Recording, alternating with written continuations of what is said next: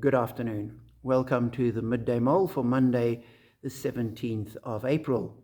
With Robert Murray McShane, we continue working our way through the book of Psalms. Today we read Psalms 26 and 27, both of them Psalms of David. And Psalm 27 begins with David saying, "The Lord is my light and my salvation. Whom shall I fear? The Lord is the stronghold of my life. Of whom shall I be afraid?" And as I read that and continued reading where he says, "I'm trusting in God, nobody can overcome me," I thought, this is the same David that when Saul hurled a javelin at him, ran away from Jerusalem. This is the same David that got a group together and was on the run from the Israelite army. And this was the David that hid in the back of a cave when Saul came into it.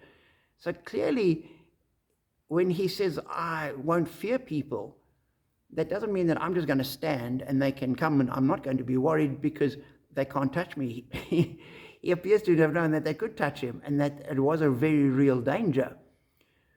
But as I read it, I thought, I suspect he's saying they will impact me, but they're not going to dominate me.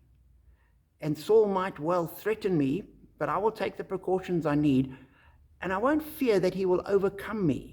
I will avoid him. I will avoid his attempts on my life. But I will trust in God, knowing that God will protect me and take me through. And the fact that God is protecting him didn't mean he could be foolish about what he did. And as Christians, we need to have the same kind of approach. Know that God is on our side. God does protect us. God does bless us. But that's not an invitation to foolishness. That doesn't call for us to abandon common sense. We use common sense. We do what we need to. If there's danger, we avoid the danger. Despite the fact that we know God protects us, we avoid the danger. And we say, "I'm not afraid of that. I'm not going to go there. If that's a dangerous area and there's all sorts of threats, I'm not just going to go there. I'll avoid it." But it's not because of my fear, because I trust God. And I'm not going to let what might happen dominate my perspective in my life.